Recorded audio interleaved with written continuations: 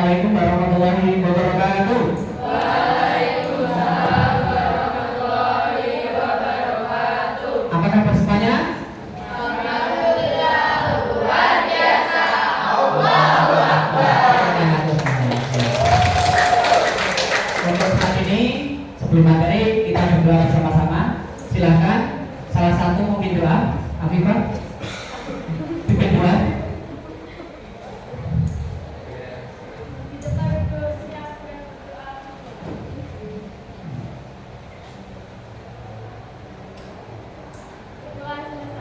Terima kasih. Pada pertemuan ini kita akan membahas tentang bagaimana menumbuhkan resiliensi atau daya lenting. Ya, daya lenting.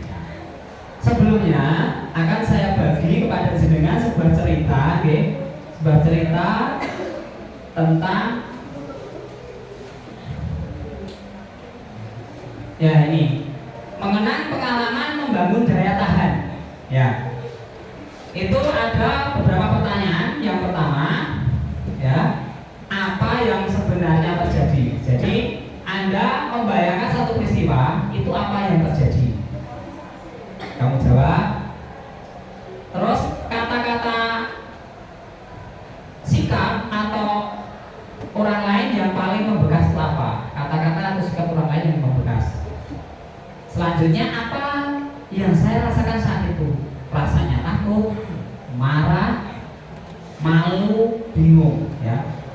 Terus yang terakhir ini, apa yang saya lakukan setelahnya?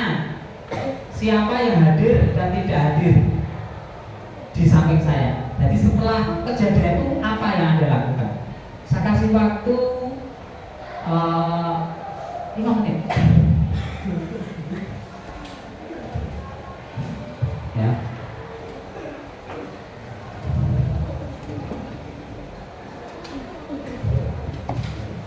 Saya kira sudah, oke. Tinggal sekarang sudah menemukan semuanya.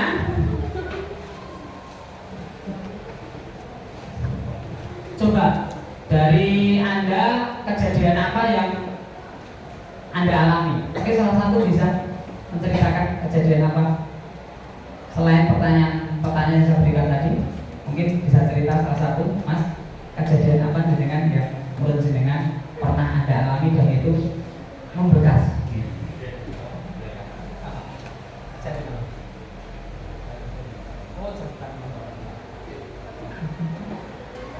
Ya.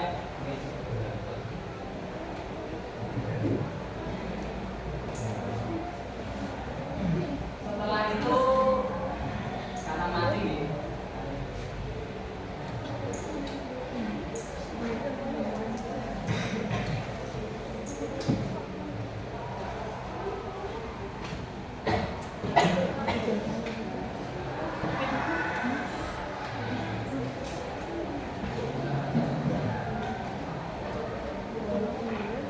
Ada pertanyaan lagi untuk refleksi nih.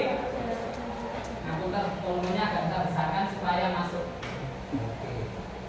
Yang pertama adalah apa dampak pengalaman itu terhadap diri saya saat itu dan setelahnya. Ini juga saya kirim ke ke grup ya. Silakan. Ada yang mau menjawab salah satu? Silakan.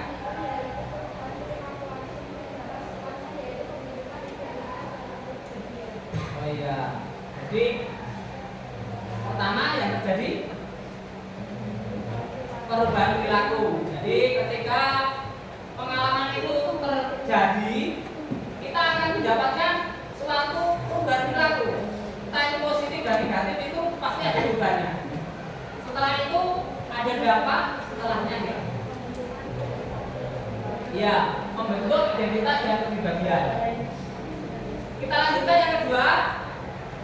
Apa kekuatan dalam diri saya yang membantu saat bertahan atau bangkit? Ya, mampu beradaptasi dan memiliki motivasi. Oh ya, kekuatan yang memberikan pada kita mampu beradaptasi dan memiliki motivasi. Yang terakhir, ya, apa tindakan yang saya ambil untuk bangkit?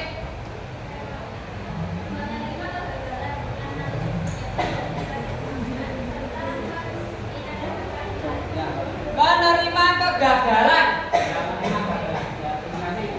Ya, jadi itu yang kita ambil dari setiap peristiwa. Yang pertama adalah peristiwa itu memberikan dampak kepada kita, ada perubahan, ada motivasi. Terus yang tadi, ya untuk bangkit nih, bangkit kembali dari kita. Terima kasih, itulah namanya resiliensi atau bertahan ketika kita terpuruk. Sebelumnya, marilah untuk biar kegiatan hari ini agak semangat, kita tepuk semangat lagi. Tepuk semangat. Semangat. Bagaimana kabar hari ini? Alhamdulillah, luar biasa. Allahu Akbar. Inilah materi yang ingin Bapak sampaikan. Sudah saya kirim ke materi Anda di grup tentang daya letih. Mengapa daya letih itu penting? Ya. Daya letih itu proses belajar, ya, atau disebut sebagai resiliensi, kemampuan bangkit kembali setelah menghadapi kesulitan. Tidak sekedar menyerah, atau bukan sekedar menyerah, tetapi juga kemampuan beradaptasi, ya, belajar dan terus berkembang. Jadi kata kuncinya resiliensi atau kemampuan bangkit kembali itu dia itu tidak menyerah. Orang yang punya resiliensi tinggi itu dia tidak menyerah. Yang kedua, orang tersebut mampu dan mau beradaptasi. Ya. Yang selanjutnya mau belajar dari kegagalan atau peristiwa yang dialaminya. Nah, itu peristiwa itu kan tidak penting gagal ya, keberhasilan juga ada ya. Ya. Terus berkembang, tidak stagnan, harus ini baik. Nah, itu kalau orang resiliensi tinggi, dia selalu semangat. Nah, semangat muda. Pola pikir kita adalah pola pikir bertumbuh, berkembang. Bagaimana?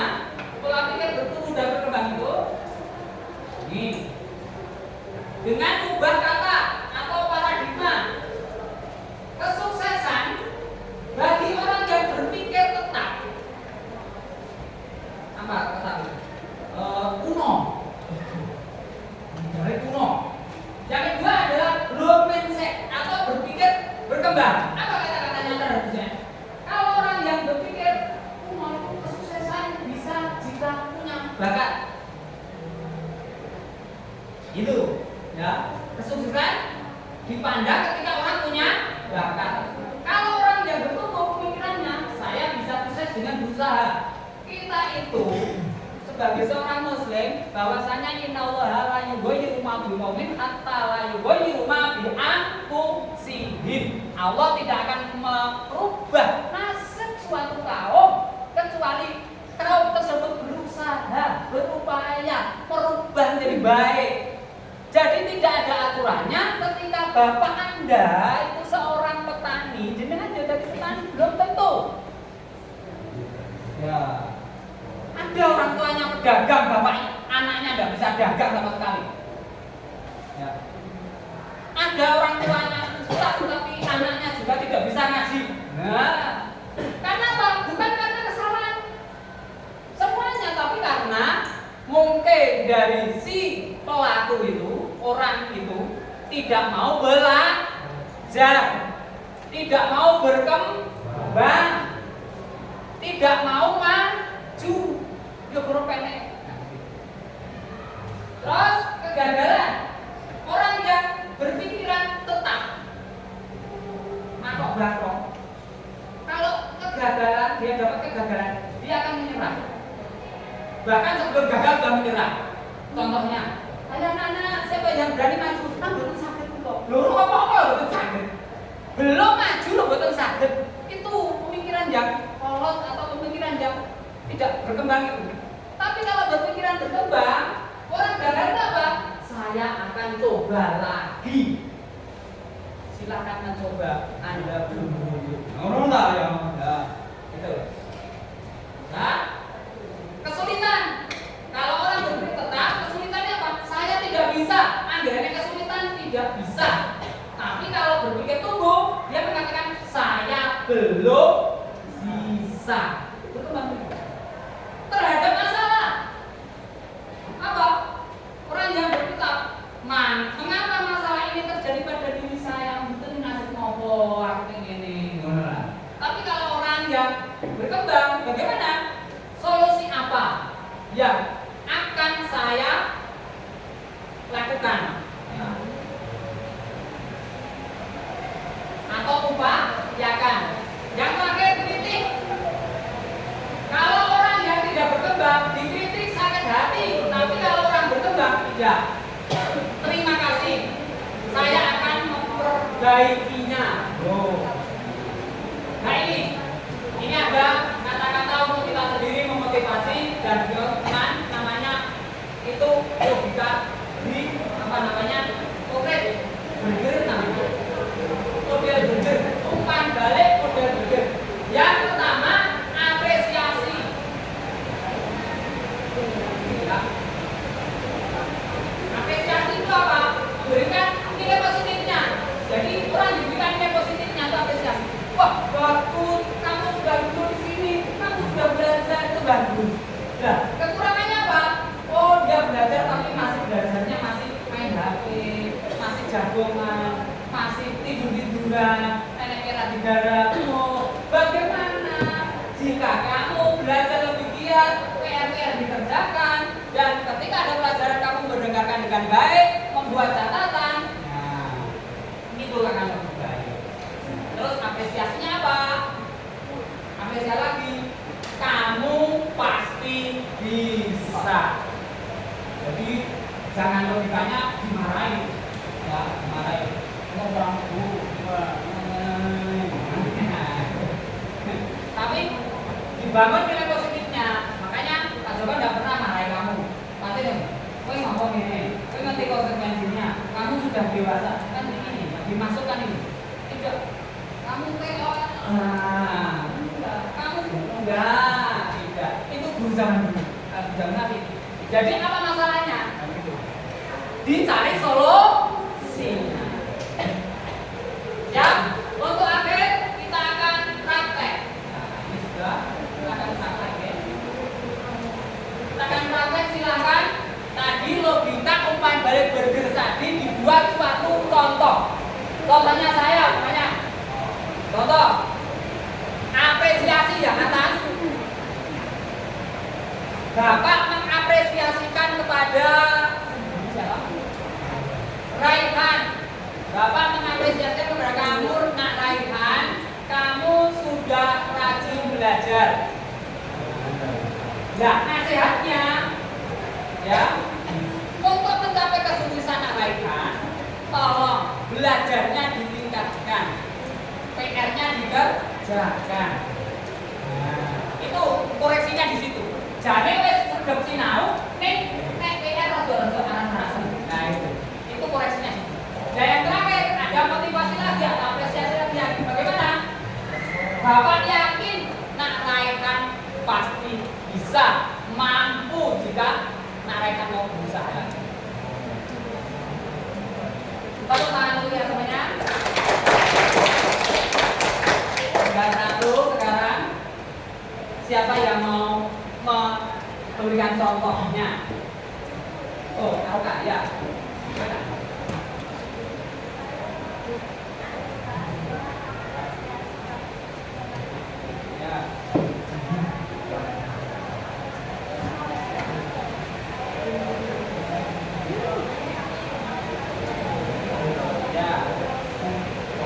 Ya, ini dari teman kamu, coba dengarkan. Ini apresiasi ya. Ada umpan balik burger. Yang pertama apresiasi. Anissa, saya apresiasi kamu hari ini sudah berangkat pagi. Koreksinya, bagaimana usahamu agar tidak terlambat lagi? Mungkin makan esok nanti di aksen. Oh, esok biasanya jam itu besok